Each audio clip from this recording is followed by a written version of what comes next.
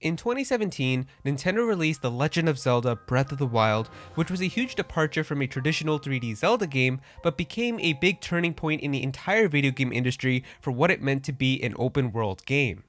It went on to receive an insanely high rating of 97 on Metacritic and also winning Game of the Year, and basically solidified itself as one of the best video games ever created.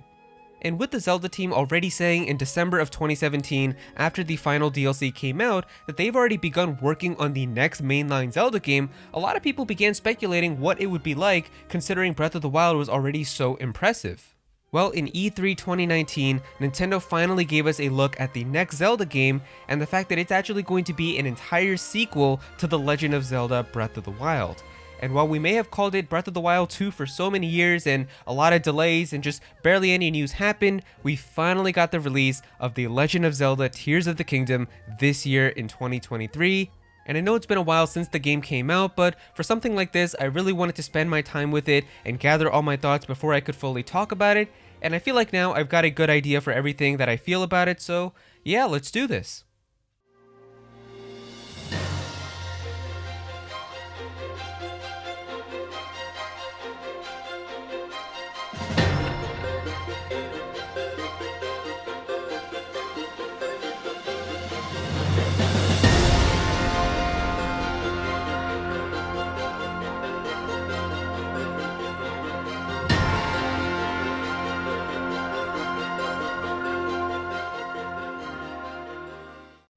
From the moment you start playing this game on the Nintendo Switch home menu, you're just jumped right into the game as it begins, and you don't have like a traditional title screen or anything like that, which is a very unique type of experience. And I gotta say, the introduction to this game is probably one of my favorite parts about it, because it's such a very engaging intro that really kind of hooks your attention right away. And one of the coolest parts about it is how this is happening in the present after Breath of the Wild, and it's not like how that game was where Link was waking up and he was clueless about where he was and what's going on and everything. Instead, for this introduction, you have Zelda with you. You're both wandering underneath Hyrule Castle, looking for answers to the mysteries that you're surrounding about with this gloom that's happening, and it's a very interesting type of intro. And you even have Zelda kind of going crazy over some of the stuff that she's discovering because she's all into learning about the history of Hyrule and everything. And Link even has 2 full rows of hearts and 3 wheels of stamina to show you the growth that he's gone through from Breath of the Wild, and that he's become a strong warrior, so that when it does get reset back to 3 hearts and only 1 wheel, it actually makes sense.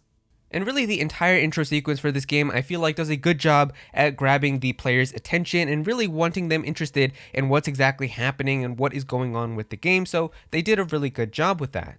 Now, when it comes to the entire story of Tears of the Kingdom, unfortunately, I don't think that momentum from the intro carries all the way for the game, so it's not like you're going to be feeling that same type of excitement that you felt at the start of the game for the entirety of this game all the way to the credits. There are definitely some high moments where you're going to be pretty surprised and you're going to be pretty impressed, but there's also just kind of moments where you're going to be like, oh, okay, that's kind of to be expected, okay, I understand that. So yeah, it's definitely not some like super crazy story that you're really going to be going nuts over, but I don't think that Zelda games really ever are like super story driven games to begin with, so it's not like that was to be expected with this game. But I will say I did enjoy it more than Breath of the Wild. I felt like because this was happening in the present, and with the way that there's stuff happening with Zelda too, I feel like it's much more engaging because you can actually get a view of what's happening with Link and what's happening with Zelda. So I did find that to be more engaging compared to Breath of the Wild, where Zelda's pretty much just at Hyrule Castle sealing up Ganon for the whole entirety of the game, and you're pretty much just collecting memories and getting glimpses of what happened to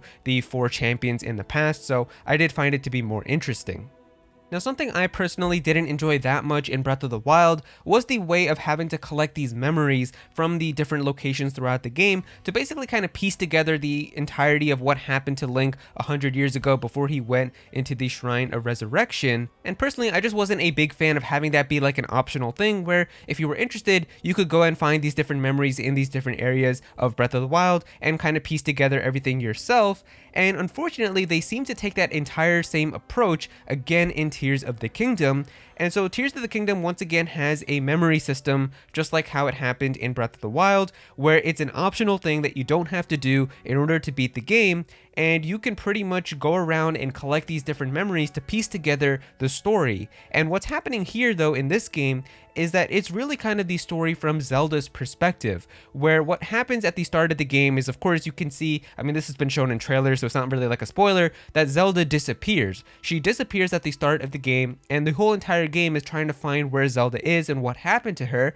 And if you want to see what is happening from Zelda's perspective, that is where all those memories come through, where you watch those memories and you can see what's happening with Zelda and what's happening on her end, and then all the stuff that's happening in the present is with Link. Now, I do appreciate that they made the memories easier to find in this game, as instead of having just like a picture of an obscure location in this entire huge world like it was in Breath of the Wild, you actually are just looking for these giant hieroglyphic kind of weird shaped things on the map, and once you find that, you can pretty much wander around them and be able to find the memory relatively easily.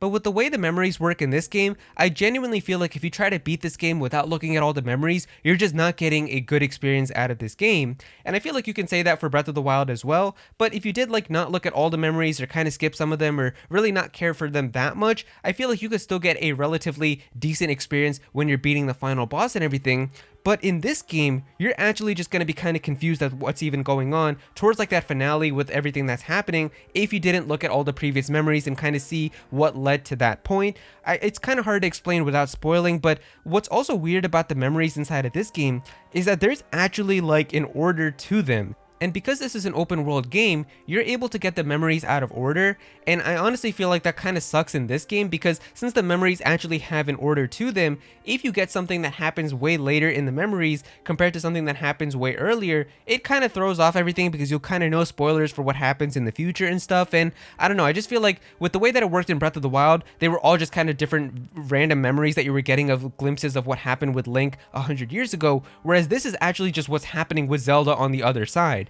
And because of that, like there's one important thing that happens with Ganondorf and Queen Sonia. I'm not going to spoil, but the thing is, if you like look at one of the memories ahead and actually know what happens, and then if you take a look at some of the memories like that happened before, you're going to be like, oh, well, now I know what's going to be happening. It kind of takes you out of it. So I do not really like the fact that you can do that, but I guess because it's an open world game, they kind of have to make it like that. But I do kind of wish that there was more of like an interesting way to kind of get the order and piece it together the right way.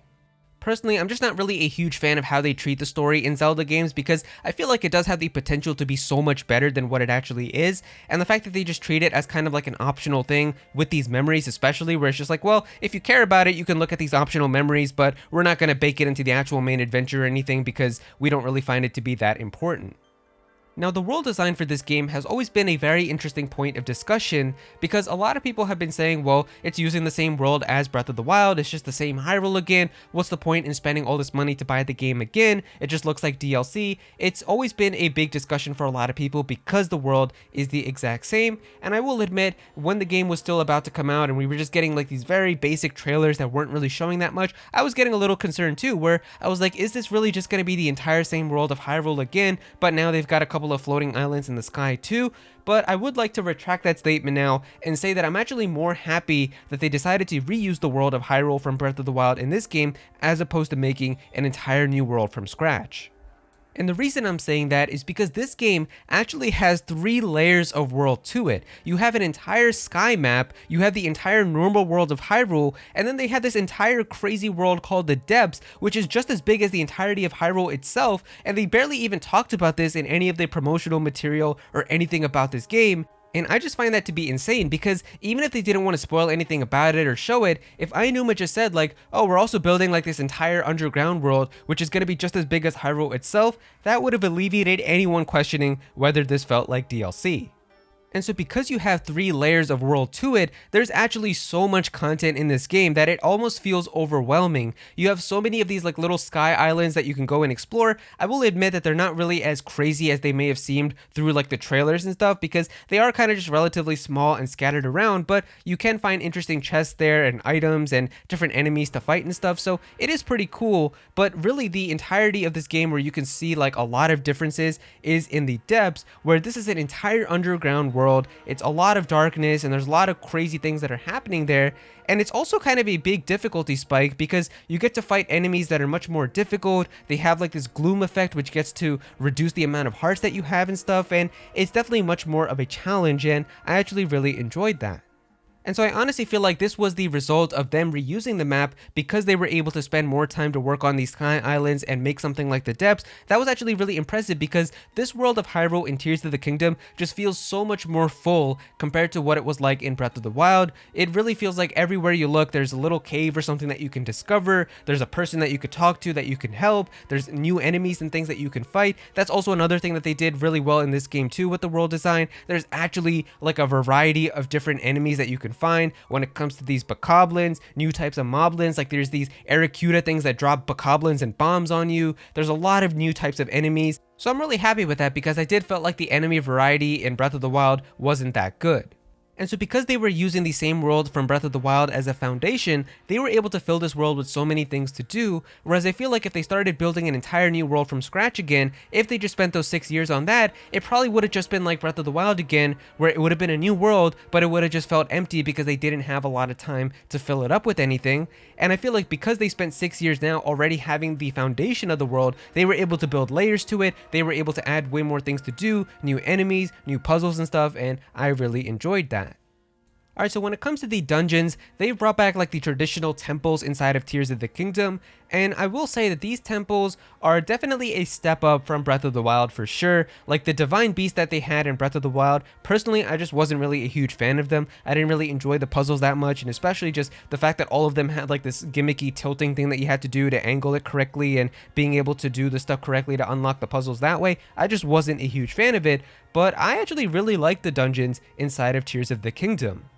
Now they do still take more of that open approach to these dungeons, where you basically have like 5 locks that you need to get unlocked in order to fight the boss, but you can go about them in any order that you want, so you can kind of just wander around the temple and find the different ways to be able to unlock everything. And it's not really as cool as some of the linear dungeons that they've had in traditional Zelda games, where I feel like that added some more creativity, because until you did this one thing to get this one key to go to this one area, you weren't able to get to this other area at all. And I feel like because of that, it definitely let them be more creative with like the puzzles and things, and it's not really to that extent inside of these dungeons, where it is more creative I would say than Breath of the Wilds, but it still isn't really like as cool as some of the dungeons that were in like Ocarina of Time or Twilight Princess or something like that.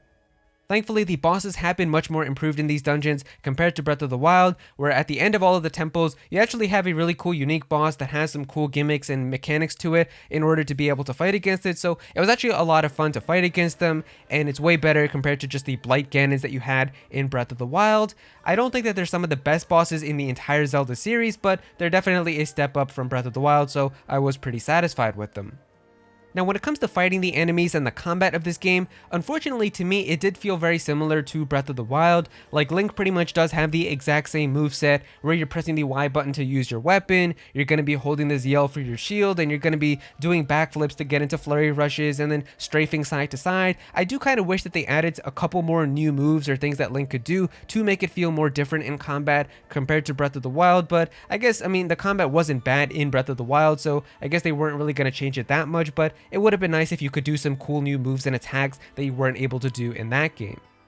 But of course, one of the most important parts about this game is the gameplay, and so when it comes to the gameplay, I will say the foundation of this game is very similar to Breath of the Wild, but I don't mean that in a bad way. I'm just saying if you didn't like the foundation of the game in Breath of the Wild, you're probably not going to like Tears of the Kingdom because it is very similar. And by foundation, I mean basically starting out in a tutorial area where you have to go through 4 shrines to get your 4 main abilities, and then going through the world of Hyrule, where in pretty much every corner of the world there's like this big kind of incident that's happening, and you have to go and help all the people there and go through like a temple or a big dungeon and fight a boss there, and then pretty much do some little extra stuff at the end and go and fight the final boss. Even the mechanics are pretty much exactly the same, where if you want to upgrade your hearts and stamina, you basically have to go through the shrines, collect 4 orbs, and then convert those into another heart container or stamina. So it's not like traditional Zelda games where you're finding different bits of heart containers and piecing them together to make more hearts or anything. It is pretty much exactly like how it was in Breath of the Wild. Even upgrading your inventory with Koroks and stuff, if you didn't enjoy those types of aspects in Breath of the Wild, it is still exactly the same in this game, so it's not like there's a drastic change that you're magically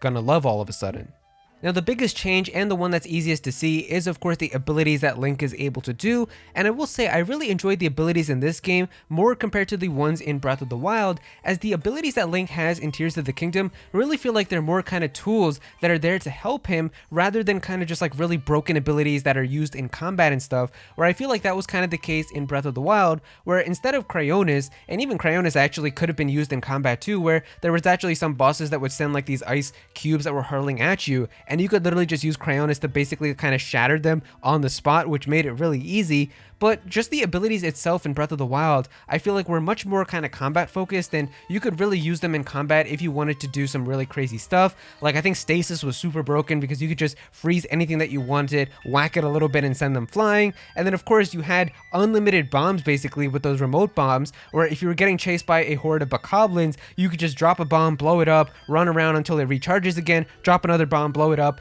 and that was honestly one of the biggest, most kind of OP things that you had in that game. In Tears of the Kingdom, Link's abilities aren't really used for direct fighting, but rather they can be used as tools to get you out of a situation, where like one of the coolest abilities that you have is Ascend, where anywhere there's a flat surface, Link can just teleport to the top and basically skip all of the climbing. And so that way, like let's say if you're being chased by a bunch of bokoblins, you can just find a flat surface above you, teleport there to the top, and get to safety. Honestly, the entire Ascend ability has just been so useful because instead of spending a lot of time just slowly climbing everything, if you find a flat surface now, you can just instantly skip the climbing and get to the top of stuff, and it makes exploration a lot of fun. There's also the Ultra Hand ability, which is kind of like Magnesis, but even better because you can use it to lift pretty much anything as opposed to just metal, and you can attach things together and really build your own crazy contraptions using this, and it's so much fun because you can build like a lot of stuff using like these Zonai pieces that you find throughout the game too, and there's so many of them. You can find wheels and steering sticks and fans and flame emitters and a lot of cool stuff, and really let your imagination let loose and basically build any type of contraption that you want. Recall is honestly one of the most fun abilities too, because if anything is set in motion, you can use that and send it back in time to where it was before, and it's so cool because this one actually can be used in combat, where like let's say an enemy is throwing like a giant bomb barrel at you, you can just freeze time, use that thing and send it right back to where it came from and blow them up instead. It's a lot of fun. And then the other really useful ability is the Fuse ability, and this is one of the best tools that Link has because it feels like a direct answer to anybody who complained about the weapon durability inside of Breath of the Wild, as that was a big topic of discussion where some people were like, oh, weapon durability is so good, you need to let your weapons break so you can try more new things and use different weapons, and some people were like, it just gets so annoying because I get new weapons and some of them are really cool and I barely just use them because I don't want them to break. So it was a really big discussion. And this really feels like a direct answer because the thing about this fuse ability is you can find any weapon now in the game and then fuse any type of other material to it to basically be able to add more effects to it, add more damage, but more importantly, add more durability, and you're able to use these weapons for much longer. So it's just a really nice, useful feature, which feels like a really nice answer to what people were complaining about. Now, the music in this game is really good too. I do think I enjoyed it more than Breath of the Wild. I will say that it does kind of suck because there are some themes in this game that are pretty much exactly the same as they were in Breath of the Wild, like just copy and paste it. I do kind of wish that there was like a slight remix to them or a different rendition, but there are some really good new themes that were created from scratch too, so it's not all that bad, and some of these new themes are really, really impressive. Like when I heard the Wind Temple boss theme for the first time, man, I'll have maybe some of it playing like in this video. It was really, really good, so I was definitely like, wow, this is really impressive. But when it comes to the stuff that I didn't enjoy that much about this game, there's really only one thing about the actual game itself, and I don't really want to make it like an entire section of this video, but rather I feel like it's just worth having its own video on, so I'm probably going to be making that as my next video after I upload this video. But I did want to get this video out first because I do have a lot of good things to say about this game, so I didn't want people to see that video and think I hated Tears of the Kingdom, because I actually really love this game. I think it's one of the best games that I have played in a while, and it's definitely a very big Game of the Year contender, as I can see, because it was a very impressive game. So I did want to get this video out first so people can see that I have a lot of good stuff to say about it. But really also just in terms of like other little things that I didn't like about this game, really the only thing that I didn't enjoy is something that's not even the game's fault, but rather just the system that it's running on, which is the fact that the game can be a little bit laggy. There are definitely some FPS drops, especially if you have Ultra Hand fused with like 15 or so like different things, and there's a lot of different things that you have going on. If you're in an area where there's a lot of like stuff that they have to load too, it can be a little bit jittery and kind of just stuttery when you're kind of moving ultra hand stuff, and that stuff just gets a little bit annoying, especially to have to play a game like this. And I do wish that the resolution was a little bit more crispy too. Of course, with the art style for a game like this, they can make it look really, really pretty, but I really do wish that a game like this was on better hardware because it would just be so much more fun to play.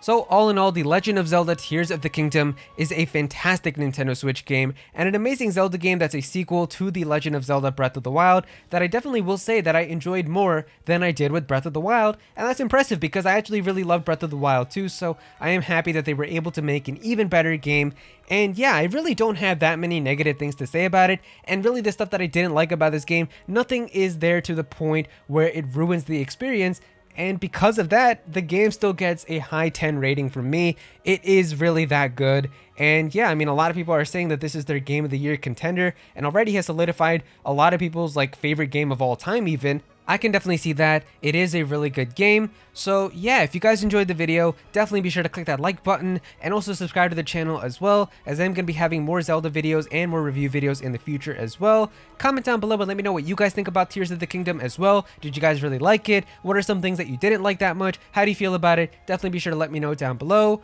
Go follow me on Twitter at @Aero so you can be featured in videos, and also join my Discord server as well. We've got a bunch of people in there who are always talking about Pokemon and Smash Bros. And Nintendo, so definitely be sure to join that. But yeah, that's pretty much it. Thank you so much for watching.